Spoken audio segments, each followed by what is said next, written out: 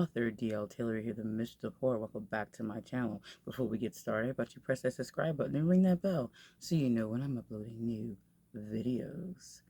Welcome to another episode of Vamptember updates. I decided obviously early on to do separate videos for like the prompts for Vamptember's challenge. Now, if you don't know what Vamptember is, and I say this in most of the videos, most of them, then you can check my announcement video. It is ran by Regina St. Clair of the Haunted Library, co-hosted with myself, E.D. Lewis, Dahlia D. Winters, and Aphrodite Lee. I do always link their videos below in my videos just so you can check out their channels and subscribe to them and check out their Vamptember videos. Now, in this one, I'm compilating two of the prompts because of time. But these two prompts is the prompt where you read a short story and or poem for the prompt, and also the prompt where you watch a vampy movie and or show. I decided to do both in the prompt because I just love everything vampire, so why not do more? This is going to be a video covering both of those prompts. So let's jump into what I read in the second prompt and what I looked and watched in the movie / show prompt. As I said that I was going to be reading the Bram Stoker's Dracula graphic novel retold by Michael Bergen. I did, and it's a very short read, hence why I counted it for the short story portion. This one again here, and like I said, it's definitely short, so it kind of wraps up pretty quickly, in my opinion. I did enjoy it. I gave it a 3.5 stars rating. I haven't put that up yet because, again, I had purchased it a long time ago physically from Wonder Books. I'm going to put it up on Amazon, but I haven't yet. It's very similar to Bram Stoker's Dracula the movie with Gary Oldman in it, but not. There's like some lead up portions to that because generally the story of Bram Stoker's Dracula is generally the same. Clearly, when people retell it, but this one cuts out a lot of stuff, which is fine, I suppose, if since you're doing a retold by. Some of the stuff that was cut out, I was like, I don't know how I feel about that. The Van Helsing in this version, he looks like Hugh Jackman.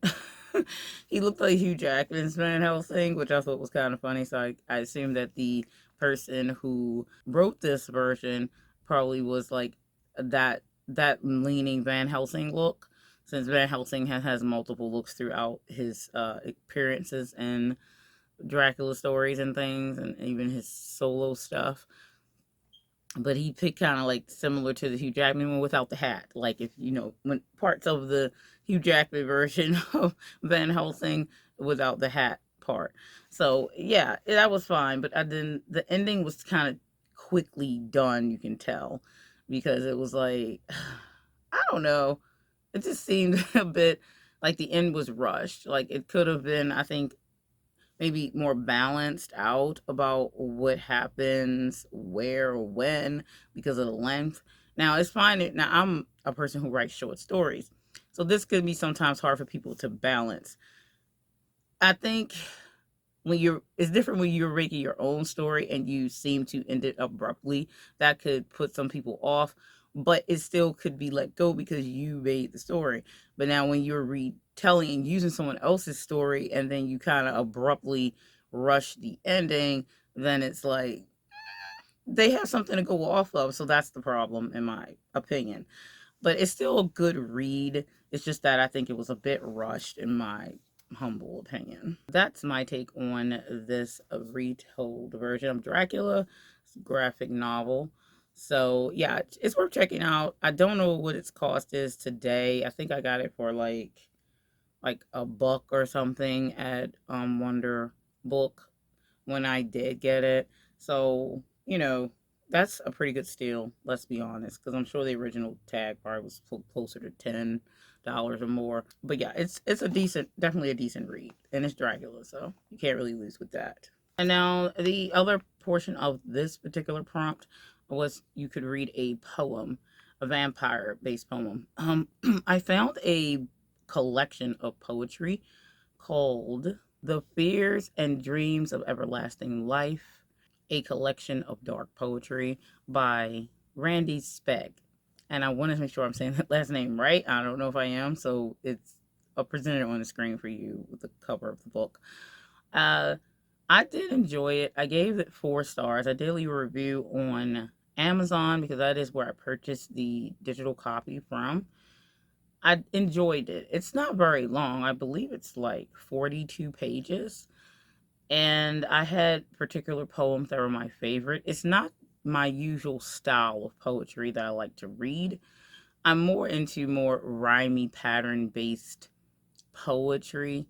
There are some that are lightly rhyming in this collection, but they are good poems and very thought inducing style poems. They are mostly all vampire based or at least dark inclined.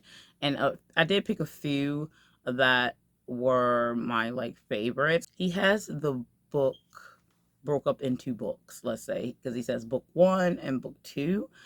I don't know if there was considered a book 3 in there. It is, like I said, shorter, but I think there at least is a book 1 and book 2 within the book. And in book 1, my favorite in that one was called Twitching in Twilight, which I believe is on page 15, but you might have to check that yourself.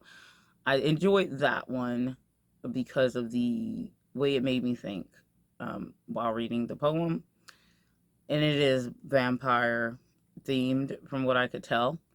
The second one that I really enjoyed called Blood Ran Dry, and that is in book 2 in the book. On page about 21, if I recall correctly.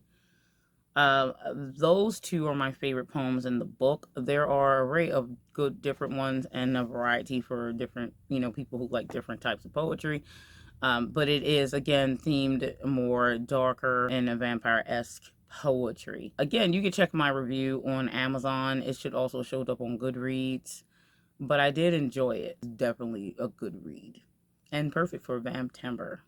On to the other prompt that is in this portion of this video. Vampire-based movies and or shows that I watched for Vamptember so far. And that's probably going to be all that I'll be able to get in for this month. First one up is Immortal Vampire, which I did actually list in my recommendation video. That one was a newer one for me to watch. It is not new in itself. It had came out, I believe, around 2013, 2014. So it is a little bit older. It is a Korean drama-based movie.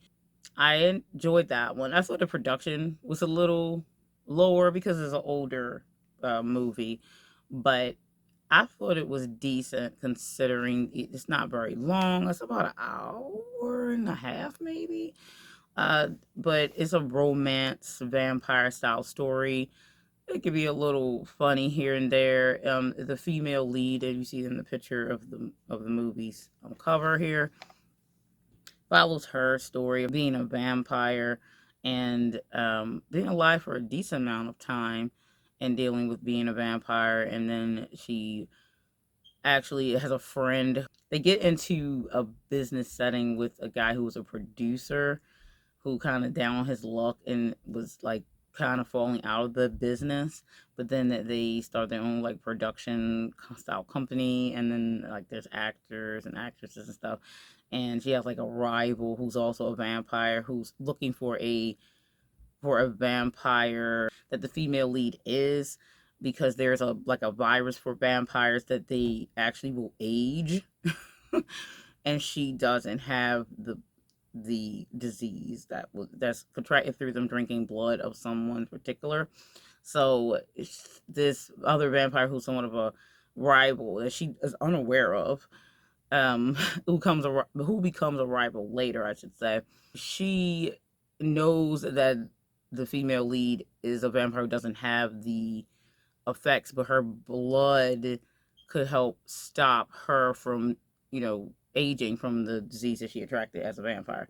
And then the female lead's friend, who is a vampire, she has already attracted the disease, so she looks older than she would because of that. She was like a teenager when she became a vampire, but she doesn't look like a teenager because she got the vampire disease. Well, that's kind of like the background plot of the show.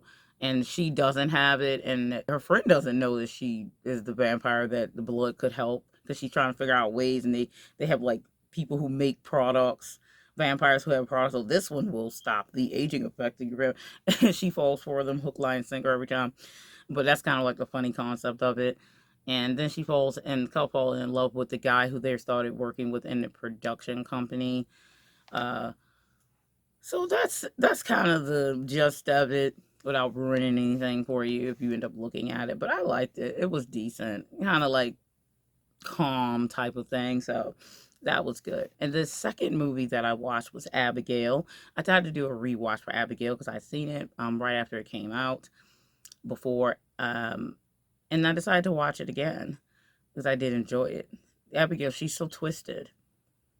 And if you don't know about Abigail yet, it follows the story of this group of criminals, pretty much, and they kidnap the young girl who's probably presenting around like 11 or 12, I think. The girl who plays her is 14, and she's a ballerina, and they kidnap her for a ransom from her father, but they find out that that wasn't the best idea because she's a fucking vampire.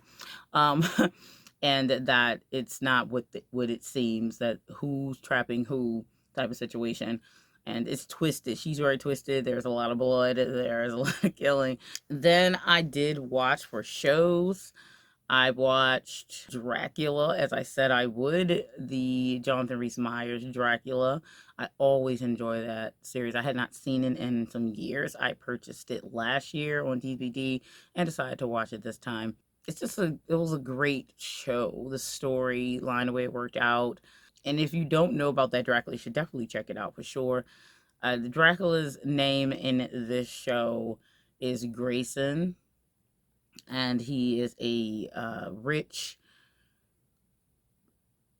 technological mogul. He is bringing new ideas and energy to light, which upsets a certain society that he is actually after. It's a society that hunts vampires, and he's after them for revenge. So that's the concept for that. And of course, unfortunately for Dracula, as this is downfall, a lot of times is Mina, the woman he is a human woman who's in love with. She is in a reincarnation state in the show because she got murdered, of course, in the old time set. And when you see the flashbacks, and she looks identical, so he sees her, and that's kind of like they have a pull to each other because she is a reincarnation of the woman from his past. That being said, that's always his downfall. Loving a human and wanting to be human, even though he has his ailments of the sun. That is a Dracula curse, particularly for his vampires, his line of vampires. So I always thought it was funny that people, when they would write vampires or other stories, or just people thinking about vampires in general, they think all vampires are susceptible to sun damage. And that's not really the case. That was very particularly a Dracula's curse because of cursing God. So that's pretty much why he is damaged by the sun in such a manner. It does not fall in link to all vampires. And in some stories of Dracula, he was just weakened by the sun, then completely combustion into flames. That's more of a deeper, old reiteration of Dracula, being he bursts into flames if the sun hits him. And then his line of blood vampires would be linked to that. But all vampires that would not fall on, because that's not a thing. They technically aren't demons, which could fall under why they would be averse to fire under the sunlight, have certain curses upon them. It's said in some vampire aspects and stuff, some of those things are made up as lies in order to be able to feed on humans during the day. Though most vampires would pertain and want to hide from humanity because they obviously would attack anything that's different than them. Humans attack other humans for not exhuming the exact same features and or belief systems or whatever. Humans will attack each other on these things, let alone a being and species race that's different than them. That's where we lie with that. I really did enjoy Dracula. I love this version of Dracula. It's like one of the best iterations of Dracula in my humble opinion. The last thing that I watched was Snowfall, which is a Chinese drama vampire story. It is a love story and it has a lot of action and fighting in it. I do recommend for people to check it out if they like watching foreign film and or shows. I personally, that's all I watch, so I definitely recommend Snowfall. It is one of the really good ones. It is a tragedy, just so you know, to prepare yourself if you don't want to watch anything that ends tragically and somewhat of a part of it, then I wouldn't recommend it. But if you could deal with sad outcomes in some cases, then you should watch it because it is definitely a good story to get into. I don't really want to give much away about it because it is really good, but the male lead is older than the female lead. And I think that's probably why they also didn't have a lot of kissing scenes in it, which I was sad about. They had one kissing scene where she was giving him blood, more or less, to help him get out of a situation. And that's the only kiss in the whole show, which I'm like, come on now, what is this? Supposed to be a romance? Where's no kissing? But, you know, I think because they get a lot of backlash in some shows when the dynamic of the male is older than the female, meaning the female lead is 24 and the male lead is, I think, 40 in real life. In the show, she was like obviously still early 20s. He was supposed to be in his 30s. But they made it a kind I could tell that they were doing that because of that. Other than that, I think it probably would have had more intimate scenes of at least kissing, but it did not. And it still was very romantic. Their love was quite obvious, so I still much enjoyed it even without the romance aspects of the physical parts of that. Anyway, that was also a great show. I enjoyed it, and if I had rated it, I would have given it a 5, even though it's a tragedy at the end of the day. All right, that's what I watched for Vamptember, and also for what I read in the second prompt for Vamptember. And I hope you're enjoying your Vamptember if you are participating. And I will see you in the next video. Stay scared.